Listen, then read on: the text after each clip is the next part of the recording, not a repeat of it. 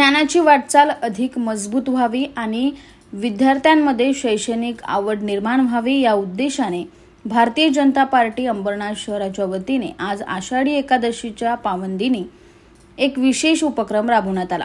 महाराष्ट्र प्रदेश सचिव गुलाबराव करंजुले पाटील यांच्या नेतृत्वात आणि कल्याण जिल्हा सचिव अभिजित करंजुले पाटील यांच्या मार्गदर्शनाखाली भाजप पूर्व मंडळ अध्यक्ष विश्वजित गुलाबराव करंजुले पाटील यांनी अंबरनाथमधील बी केबिन येथील भाजप कार्यालयात फासेपारधी समाजातील विद्यार्थ्यांना शैक्षणिक साहित्याचे वितरण केले। या उपक्रमाअंतर्गत विद्यार्थ्यांना गणवेश, वह्या, पेन, पेन्सिल, छत्री यांसारख्या अत्यावश्यक शैक्षणिक वस्तूंचे वाटप करण्यात आले। या उपक्रमाच्या माध्यमातून समाजातील वंचित आणि दुर्बल घटकातील विद्यार्थ्यांपर्यंत शिक्षणाच्या संधी पोहोचवण्याचा हेतू स्पष्टपणे दिसून आला। या कार्यक्रमाला आप्पा कुलकर्णी, संतोष शिंदे, कृष्णाबा सिसोदिया, श्रीकांत रेड्डी तसेच भाजपचे पदाधिकारी व कार्यकर्ते उपस्थित होते। या उपक्रमामुळे विद्यार्थ्यांच्या चेहऱ्यावर आनंदाचे हसू फुलले।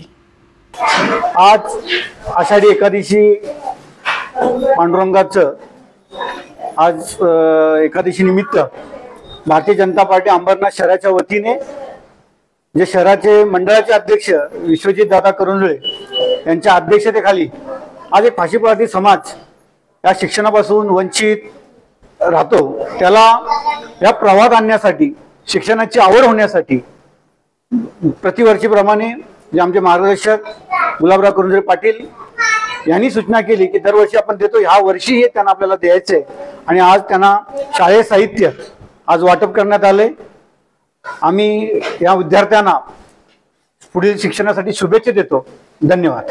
आता विद्यार्थ्यांना शालेय शिक्षणाचं साहित्य दिलेलं आहे, पण पालकांना मला असं सांगायचं आहे की शिक्षणासाठी तुम्हाला मुलं आपल्या पाल्यांच्या शिक्षणासाठी काही अडचण आली तर तुम्ही विश्वदादा करंजुले पाटलांना भेटा, तुमची काय अडचण असेल ते दूर करणार, पण मुलांना शिकवा। प्रत्येक पाल्य किती शिकले असेल ते माहित नाही, पण जरी तुम्हाला तेव्हा संधी नसेल मिळालेली, पण आता अंबरनाथला तुम्ही राहताय, अंबरनाथला चांगले चांगले जे राजकीय कार्यकर्ते आहेत जे 80% समाजकारण आणि 20% राजकारण करतात, त्यामध्ये आपल्याला अभिजित करंजुले पाटील सारखा अध्यक्ष आहे, तर त्याचा उपयोग करून तुम्ही आपल्या मुलांना जास्तीत जास्त शिकवण्याचा प्रयत्न करा।